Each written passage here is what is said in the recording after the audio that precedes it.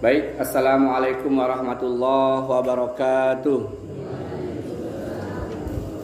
Alhamdulillah, alhamdulillahillazi arsala rasulahu bil huda wa dinil haqq yuzhiru ala dini kullihi wa kafa billahi syahida.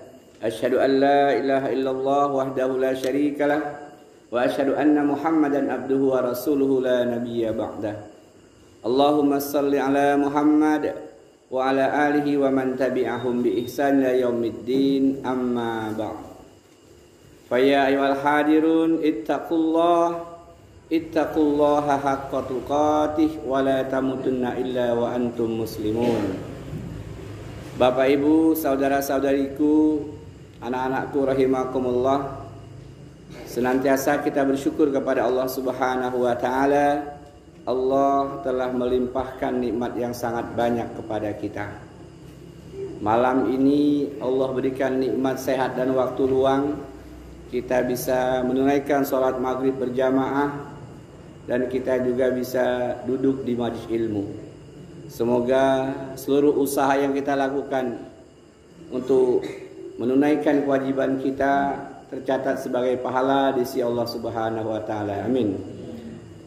Kemudian tak lupa salawat dan salam semoga senantiasa tercurahkan kepada teladan terbaik kita Nabi Muhammad sallallahu alaihi wasallam. Saudara-saudariku rahimakumullah, kita akan ngaji tentang fikih dalam tema akikah. Jamaah rahimakumullah, ini adalah satu di antara begitu banyak sunnah Rasulullah sallallahu alaihi wasallam yang alhamdulillah sekarang ini sudah banyak orang yang melaksanakannya. Karena dengan ilmu lah kita tahu bahwa ada sunnah-sunnah Rasul yang mulia, sehingga kita yang dulu barangkali karena nggak paham, nggak belajar, orang tua kita nggak ngerti, atau mungkin ekonomi memang sulit, maka mereka tidak melaksanakan sunnah ini. Hari ini kalau kita bisa melaksanakannya karena kita punya ada harta, lalu kita punya ilmunya, maka insya Allah itu semakin menambah berbagai macam pahala yang Allah berikan kepada usaha-usaha kita itu. Jamaah rahimakumullah, ketika kita bicara tentang akikah ini, maka kita awali dengan makna dari akikah. Kalau berdasarkan buku kecil yang ditulis oleh ulama besar Imam Ahmad Ibnu Mahmud Ad-Dib, akikah itu asalnya dari al-aqqa, artinya memotong atau memutus. Maka akar katanya seperti itu, artinya memotong, memutuskan tali ataupun urat atau apapun, atau bisa juga berarti memutuskan hubungan. Itu secara asal kata. Kemudian secara syara, akikah itu adalah menyembelih hewan dalam rangka bersyukur kepada Allah atas kelahiran bayi. Terus secara syarah seperti itu. Menyembelih hewan yang disebut hewan akikah dalam rangka bersyukur kepada Allah karena kelahiran bayi. Ini adalah sunnah Rasulullah yang mulia, yang kita alhamdulillah malam ini atau tadi siang sudah ada yang melaksanakannya. Maka tema kita pas. Jamaah rahimakumullah. Kemudian jamaah rahimakumullah, anak kita dan kita semua lahir ke muka bumi ini telah bertauhid kepada Allah. Maka adalah keliru kalau menyatakan bahwa anak lahir itu seperti kertas putih tanpa ada tulisan sedikit pun. Itu hasil pemikiran orang barat. Kalau nggak salah namanya John Walcott, itu peneliti, ahli psikologi anak. Mengatakan anak itu seperti kertas putih yang belum ditulis. Padahal dalam agama kita tidak. Setiap bayi yang lahir itu pada dasarnya dia telah bertauhid, bertuhankan Allah Subhanahu wa taala. Dalilnya mana Ustaz? Wa idh haza rabbuka min bani adam min zuhurihim zurriyatahum wa asyhadahum ala anfusihim qalu alastu bi rabbikum qalu bala sahidna an taqulu yaumal qiyamah inna kunna an hadza ghafilin. Ini salah satu dalil Al-A'raf 172. Dan ingatlah ketika Tuhanmu mengeluarkan keturunan anak-anak Adam dari sulbi mereka, dan Allah mengambil kesaksian terhadap jiwa mereka seraya berfirman, bukankah aku ini Tuhanmu? Mereka menjawab, betul, engkau Tuhan kami menjadi saksi. Kami lakukan yang demikian itu agar di hari kiamat kamu tidak mengatakan, sesungguhnya kami Bani Adam adalah orang-orang yang lengah terhadap keesaan Tuhan. Di sini para ulama tafsir menjelaskan, lahir kita ke muka bumi, sebelum ruh ditiupkan dalam rahim ibu kita, kita telah bersyahadat di hadapan Allah. Kita telah bersaksi di hadapan Allah. Allah bertanya kepada ruh kita, alastu bi rabbikum, bukankah aku ini Tuhanmu wahai ruh? Ruh itu menjawab, qalu bala syahidna, ya engkau adalah Tuhan kami, Tuhanku. Lahir ke muka bumi, jamaah rahimakumullah. Kemudian Nabi menguatkan tentang perkara ini, bahwa anak-anak kita itu sudah dalam hal bertauhid, termasuk kita semua, jamaah rahimakumullah. Kata Nabi SAW, kullu mauludi yuladu alal fitrah, fabawahu yuhawidanihi au yunasiranihi au yumajjisanihi. Tiap-tiap bayi lahir dalam keadaan fitrah, dalam keadaan suci, dalam keadaan bertuhankan Allah Jalla Jalaluhu. Ketika ditanya kepada sahabat Rasulullah SAW, Abu Hurairah ditanya, ya Abu Hurairah, wa mal fitratu? Kata Abu Hurairah, fitratul alal Islam. Ya Abu Hurairah, apa itu fitrah? Dari hadis ini kata beliau radhiyallahu an, bahwa setiap bayi yang lahir itu berada di atas Islam. Nah ini jamaah rahimakumullah. Maka teori-teori yang dari barat itu jangan gampang dipercayai ya. Karena agama kita ini sudah menjelaskan detil.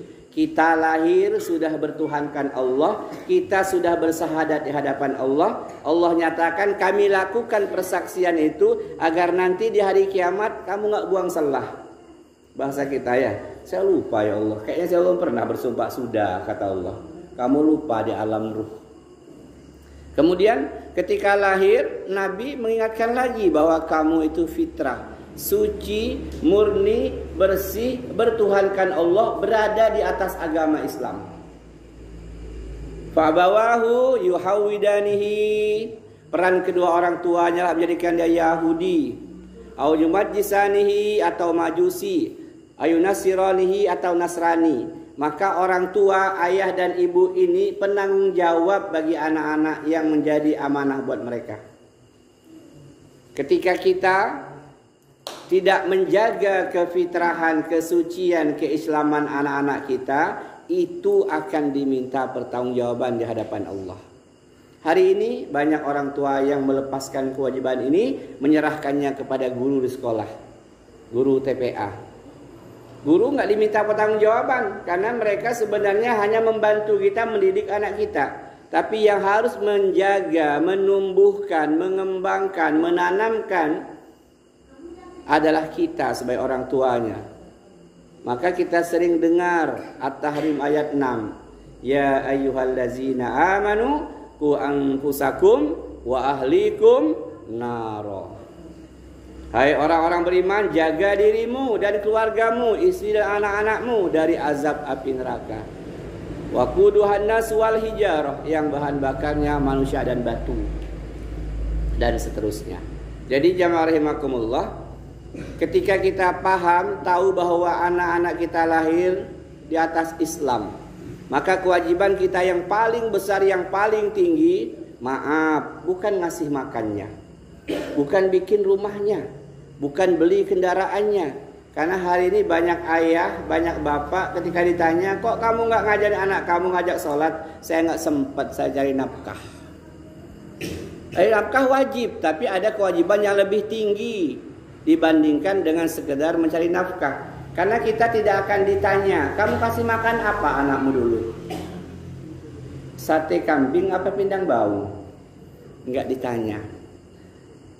Kamu dulu buat rumah untuk anakmu segede apa? Berapa kamarnya? Pakai keramik enggak? Enggak ditanya.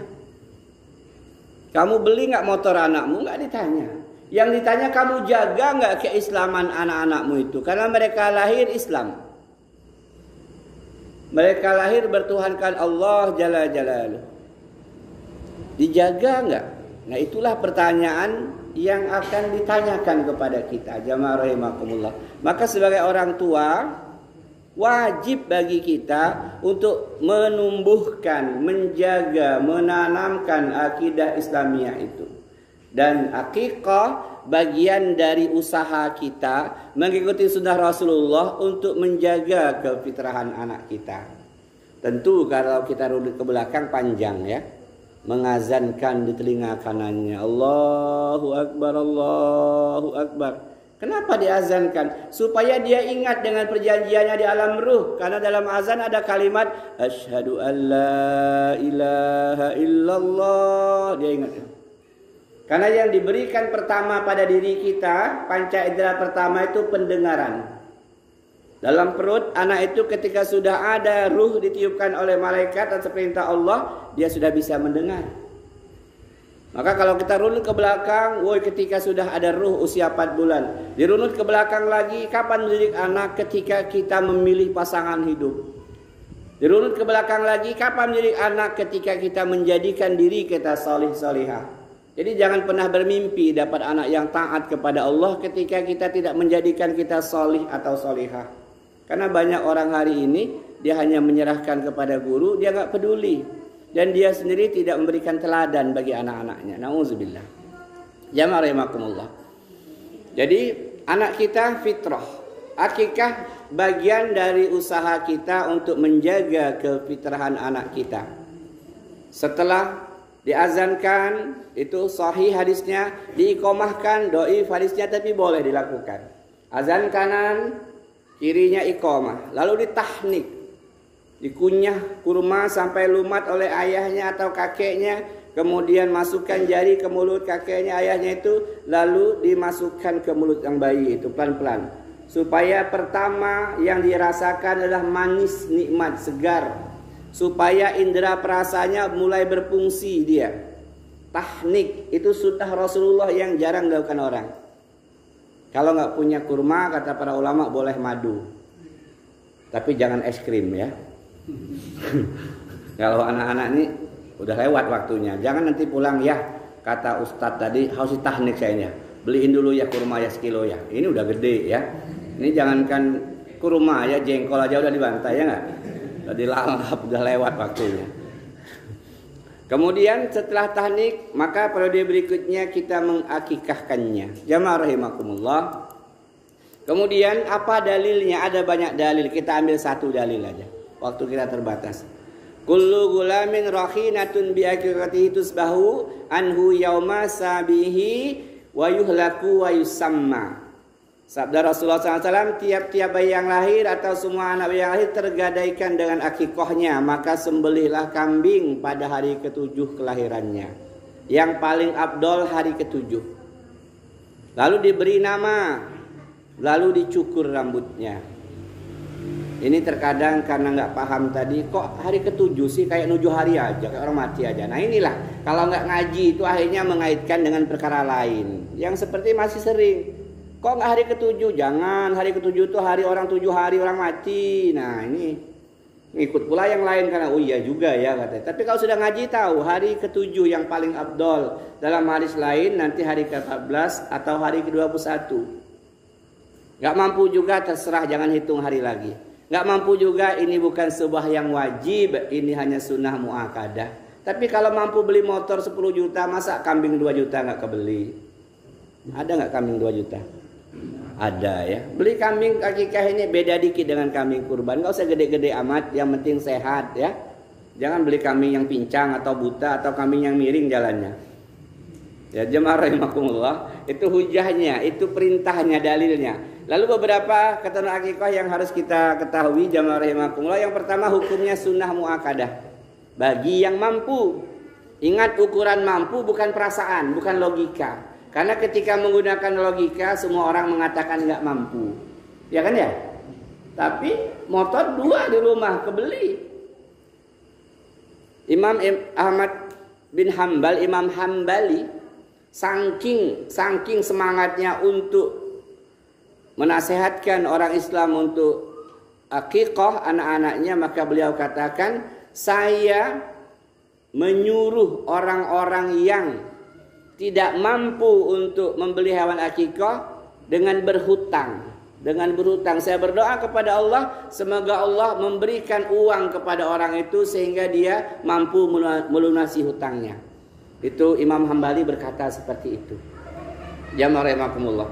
Saya senang, saya suka, saya suruh orang tua itu berhutang. Tapi harus ada borohnya ya. Jangan sampai ngutang nggak ada yang ditunggu. Ngutang ada singkong, ntar lagi nyabut. Ngutang nggak ada apa-apa, saya serahkan sama Allah, ya itu nggak bener ya. Jadi ada singkong yang mau dicabut, ada sawit yang sebentar lagi masa treknya habis, aman. Jemaah rahimakumullah, jadi itu perkataan Imam Ahmad bin Hambal. Yang kedua, jemaah rahimakumullah, ini adalah tanggung jawab orang tua, bukan tanggung jawab pribadi-pribadi. Akikah ini tanggung jawab orang tua. Kalau orang tua nggak mampu, kakeknya. Karena Rasulullah memotong hewan akikah untuk cucunya Hasan dan Husain. Jadi kakek-kakek yang tua, yang banyak duit, yang napas sudah ngos-ngosan nggak lama lagi itu, untuk apa lagi ya nggak? Dah ada cucung, biarlah bilang sama anak, biar abi, biar atuk yang beli kambingnya untuk anakmu ini. Oh itu keren gitu ya.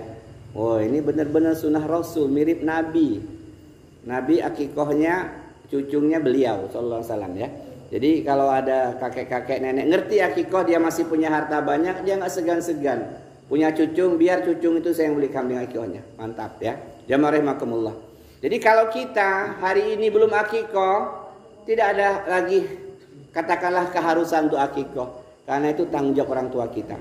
Ustaz, orang tua saya dulu nggak mampu, ya sudah, ini bukan hal yang wajib. Ustaz, orang tua saya dulu nggak paham agama, ya udah maafu, dimaafkan. Jadi nggak usah nanti pulang ke rumah, ya dulu sudah akikah belum? Nah, ayah lupa, ayah juga nggak tahu akikah itu jenis apa sih, makanan apa tumbuh-tumbuhan. Nah, ayah nggak ngerti juga akikah. Hewan potong ya, hewan untuk ini. Oh iya, saya lupa udah anak. Ya udah nggak usah lewatin aja. Lebih baik kita ada duit nanti pada hari raya kurban berkurban ya. Jamaah rahimakumullah. Kemudian keluarga yang melaksanakan akikah boleh memakan dagingnya. Seberapa banyak kata para ulama, paling tidak seperti hewan kurban, sepertiga bagiannya boleh. Ya, yang nggak boleh itu kalau kita motong hewan nazar. Saya nazar kalau anak saya masuk Unila, saya mau motong kambing. Nah itu para ulama mengatakan hewan nazar nggak boleh kita nikmati, kita bagi semua. Kalau akikah ini boleh. Jamaah rahimakumullah. Kemudian yang berikutnya, untuk laki-laki 2 ekor kambing, tuh udah disiapkan, ya. Untuk perempuan 1 ekor kambing. Ini lagi nggak ngobrol ada orang, lagi nggak teguran ya. Ini ngajak ngobrol tapi ini diem aja, kayaknya lagi lesu dia.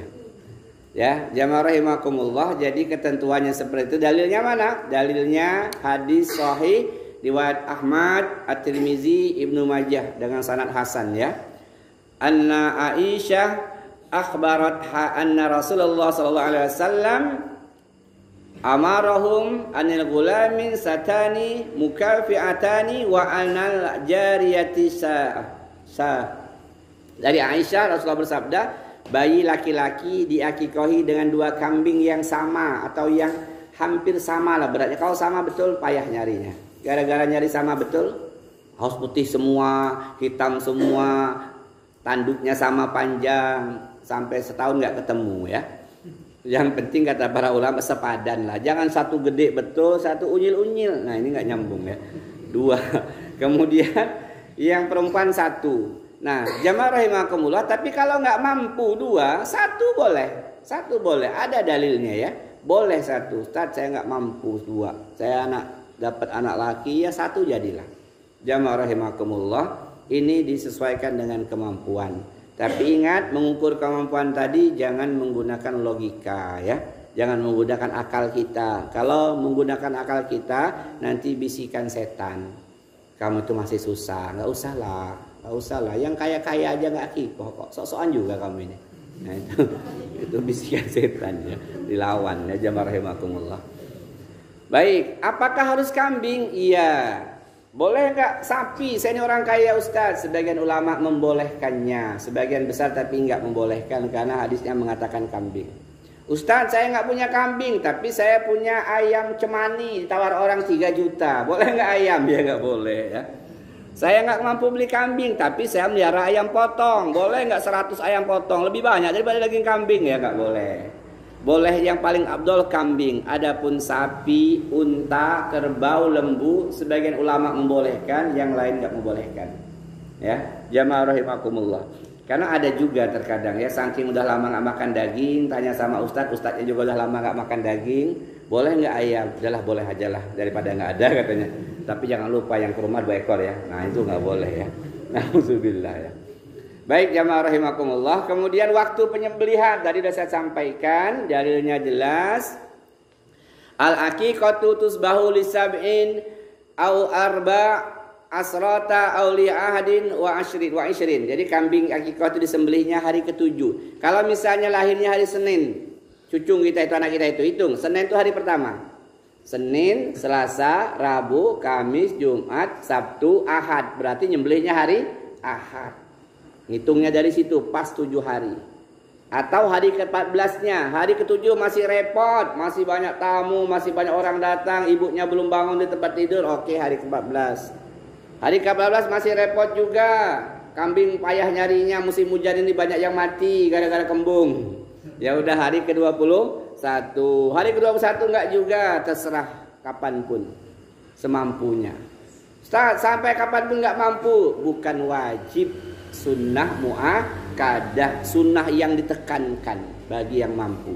Jamaah rahimakumullah. Kemudian setelah dipotong tadi wayuhlaku, cukur rambutnya. Hikmahnya adalah bahwa rambut bayi itu dari dalam rahim itu banyak bawa kotoran, maka dicukur.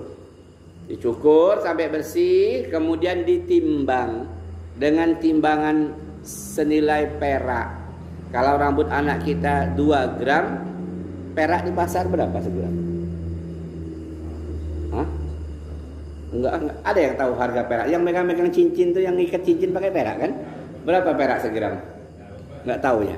Saya juga enggak tahu ya. Berapa? 25. Berarti kalau dia 2 gram rambut anak itu, kita bersedekah kepada orang miskin di sekitar tempat tinggal kita. Jangan diinfak ke masjid, jangan. Kepada orang yang paling dekat dengan rumah kita yang paling susah. Berarti 25 kali 2 50.000. Wah, ini adalah sedekah dari cukuran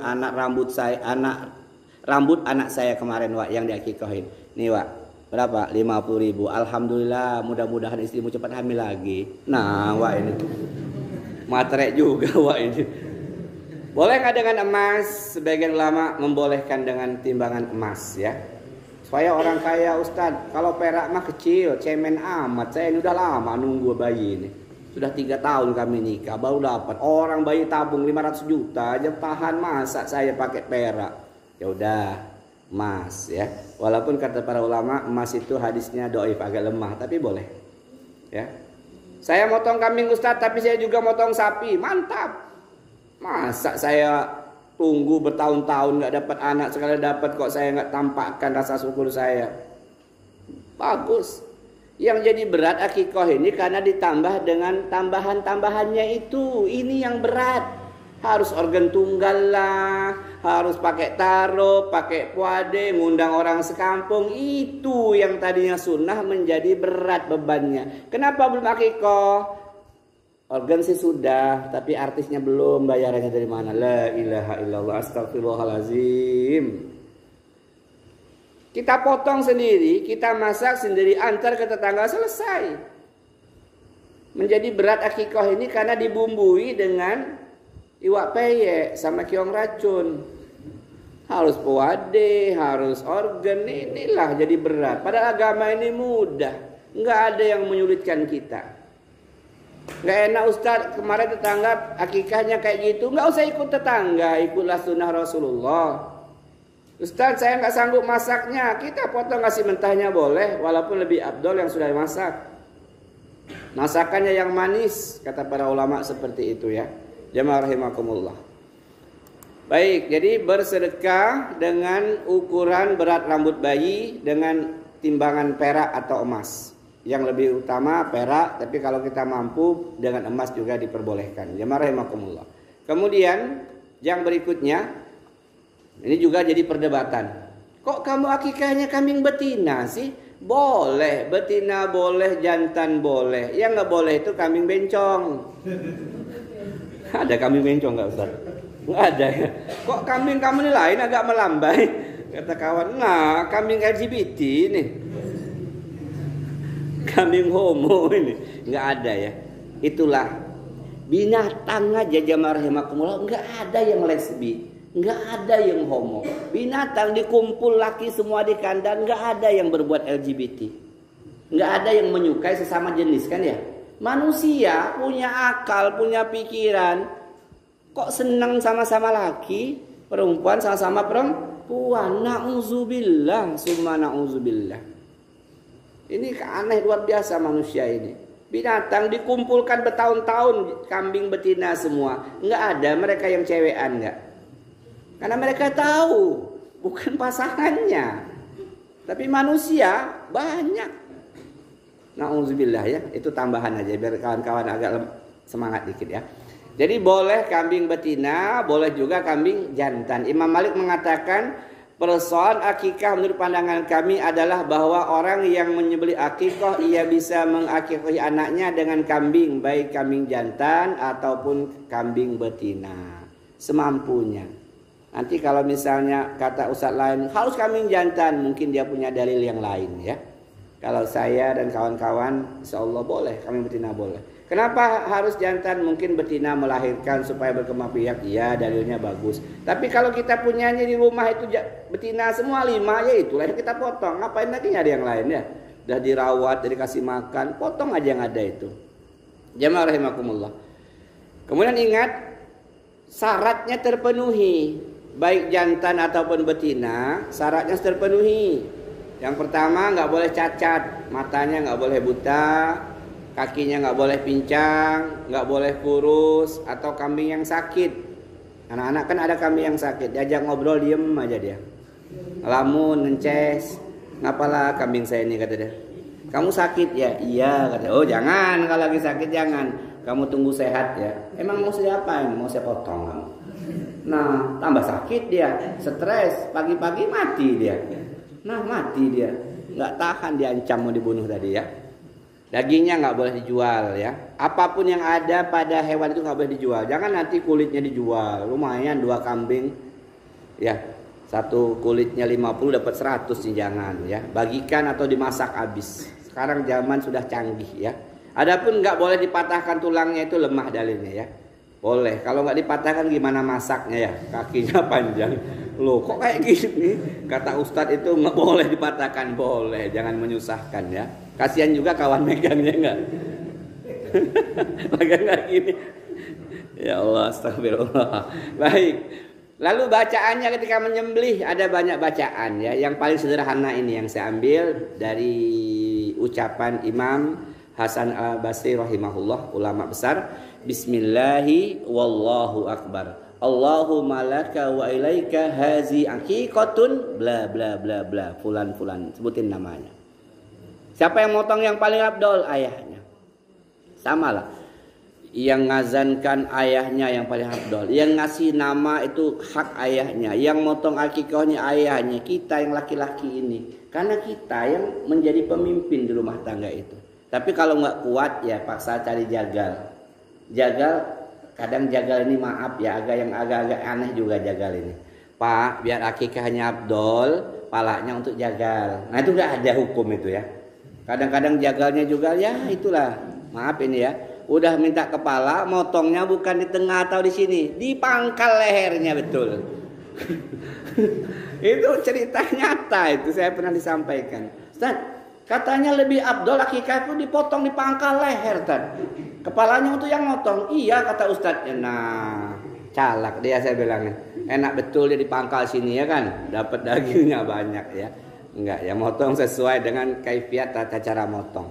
Baik, bacaannya itu Bismillahi wallahu akbar. Allahumma laka wa ilaika hazi aqiqatun bla bla bla bla. Dengan menyebut nama Allah, Allah Maha Besar, ya Allah, ini milikmu dan akan kembali kepadamu. Ini adalah aqiqah, sebutin namanya. Ustadz saya nggak hafal, ambil kertas catat, pas motong baca. Nanti salah potong Ustadz, ya udahlah nggak usah baca. Bismillahi Allahu Akbar. Yang penting niat dalam hati, ini hewan akikah atas nama Fulan bin Fulan, ya jelas. Jadi kita yang laki harus pandai lah motong. Kalau kita suruh orang bisa, saya tenang aja. Kepala untuk bapak nggak usah, saya dagingnya aja. Ya, bercanda itu ya. Nah, sudah pernah motong semua kan ya? Bismillahi wallahu akbar ya. Minimalnya itu jamaah rahimakumullah. Kemudian ketika datang kita ke tempat orang yang mendapatkan amanah bayi itu, maka diajarkan oleh agama kita untuk mengucapkan burika laka fil mauhub wa sakartal wahib warzuqta birrahu wa balagha asuddah. Itu ucapannya. Miriplah kalau kita kondangan pengantin ya. Barakallahu laka wa baraka alaika wa jama bainakuma fi khair. Kalau kita kunjungan ke bayi baru lahir ke rumahnya, kita sampaikan ke ayahnya atau ke ibunya, Pak burika laka fil mauhub wa sakatal wahib wa zikta birrahu wa balagha asyuddah. Dia jawab amin. Ustadz saya nggak hafal, pakai terjemahannya. Semoga diberkahi anak yang dianugerahkan kepadamu. Semoga engkau bersyukur dengan pemberian ini. Semoga engkau dikaruniakan bakti dari anak ini. Semoga anak ini tumbuh sampai dewasa. Amin. Nggak hafal juga, cukuplah. Barakallahu. Nggak bisa juga, udahlah berhenti ngaji kita. Kita bikin majlis yang lainnya nggak. Masa ngomong barakallahu fik aja nggak bisa, udah nemen betul. Nyangkut ustadz saya. Kurangi makan jengkolnya ya nggak, berbanyak makan roti ya. Jamaah rahimakumullah, hikmahnya apa? Nah sekarang apa manfaatnya, hikmahnya untuk kita? Yang pertama, akikah ini menghidupkan sunnah Rasulullah SAW dan juga dalam rangka meneladani Nabi Ibrahim alaihissalam. Lihat ketika Nabi Ibrahim diminta oleh Allah untuk mengorbankan anaknya Ismail, nyembelih anaknya ya. Ketika sudah siap akan dilakukan, Allah ganti dengan hewan kibas, domba yang sangat besar. Yang kedua, hikmahnya merupakan bentuk taqarrub, cara mendekatkan diri kepada Allah. Yang ketiga, penebus dari ketergadaian bayi yang dilahirkan. Ingat, ini perkataan Imam Ahmad bin Hanbal. Anak itu tergadai, tertahan dari memberi syafaat kepada orang tuanya. Ini bukan perkataan Rasulullah, tapi ini perkataan Imam Ahmad bin Hanbal berdasarkan dalil. Maka beliau katakan, kalau tidak diakikohi anak itu, maka anak itu tidak bisa nolong orang tuanya di yaumil mahsyar. Itu perkataan Imam Ahmad bin Hanbal. Tapi penting juga untuk kita ya nggak? Ya juga ya, nggak bisa nolong saya, gawat juga. Saya ini kan begajul juga dulu. Harapan saya sama anak saya bahkan nolong, beri syafaat sama saya. Kata Atha bin Abi Rabah, dia mengatakan yang dimaksud dengan tergadai dengan akikahnya adalah dia tidak akan bisa menerima syafaat dari anaknya. Sama aja, hanya beda bahasa. Yang satu anaknya nggak bisa beri syafaat, ya Imam Ahmad bin Hanbal. Atha bin Rabah mengatakan dia tidak mampu, anaknya mau ngasih syafaat tapi dia tidak mampu menerimanya karena tidak mengakikohi anaknya ya. Jamaah rahimakumullah. Kemudian yang keempat, tebusan untuk melepaskan diri dari tahanan setan dan dari penjaranya sekaligus penghalang dari upaya setan yang terus ingin merusak masa depan atau akhirat sang bayi. Jadi setan itu ketika anak baru keluar aja langsung, kata para ulama itu, kaki anak itu dicolok-colok sama setan, makanya bayi lahir itu nangis. Salah satu penyebabnya itu, setan sudah mulai ganggu tuh. Gangguan setan sampai kapan? Sampai hari kematian kita. Nggak pernah berhenti dia goda kita itu, ya. Kemudian yang kelima, wujud rasa syukur atas karunia yang diberikan oleh Allah. Bersyukur, ada orang yang sampai tua suami istri nggak dapat anak. Ada orang yang menggunakan jasa bayi tabung, berobat ke Singapura, habis duit ratusan juta. Kita tiap tahun beranak, ya nggak? Tiap tahun beranak, lancar bener, dan syukur alhamdulillah. Ada orang yang berobat kemana-mana, habis duit ke Jakarta, ke Bandung, Surabaya, pijat sana, pijat sini, minum itu, minum ini, belum Allah kasih. Kita cuma kesenggol aja, besoknya sudah muntah-muntah. Loh, udah disimak, udah. Belum diapa-apain baru kesenggol. Kata kawan-kawan dulu, sendalnya kelangkah aja langsung isi katanya. Masya Allah, subur bener ya. Baik, kemudian akikah bukti kebaikan, kasih sayang orang tua kepada anak. Buktinya dia sayang sama anaknya. Kemudian mengabarkan secara tidak langsung nasab anak. Pada saat pemberian nama kan biasanya disebutkan ya. Ya gulam sammainaka wa samma abawaika wa sammaikillahu fi lawhil mahfuz. Disebutkan namanya bla bla bla bla. Al-Fatihah. Masya Allah, orang tahu. Oh, yang lahir ini namanya adalah Ahmad Junaidi bin Abdul Manaf. Nasabnya bapaknya adalah Abdul Manaf. Jelas pemberitahuan walaupun secara tersirat, ya kan ya?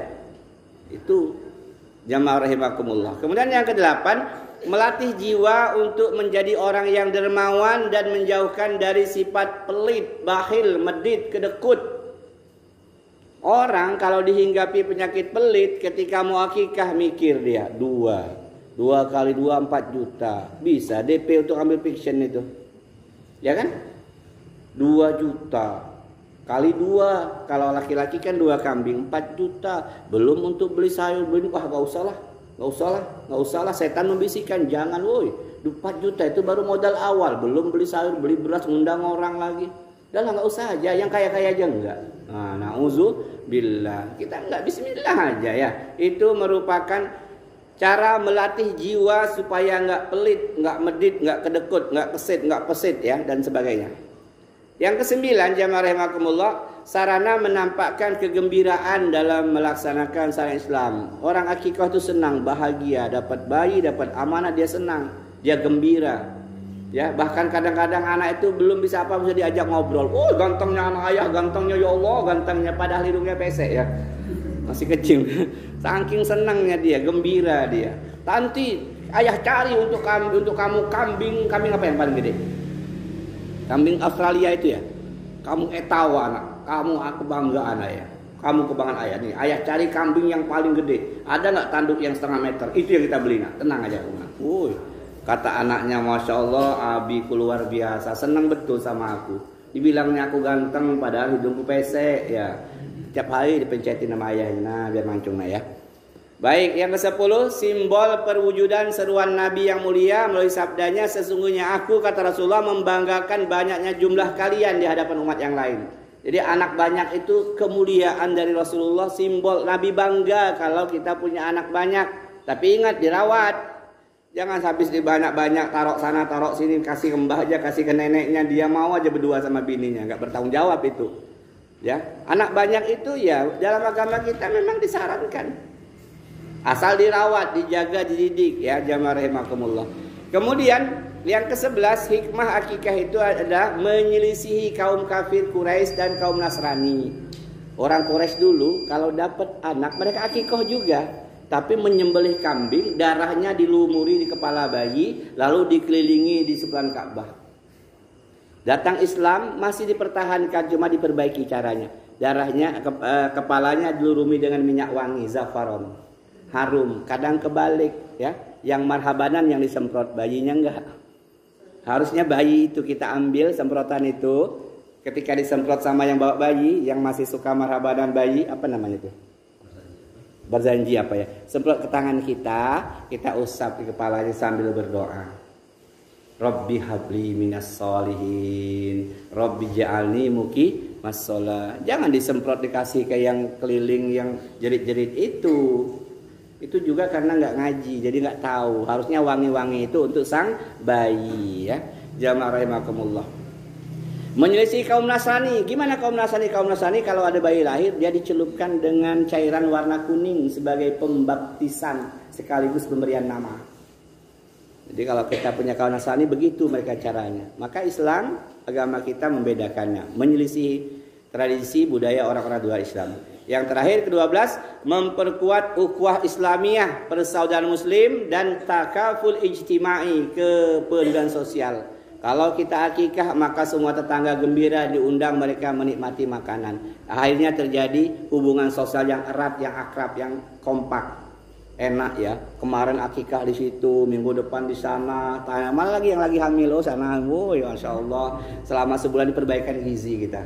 Alhamdulillah makin akrab ya.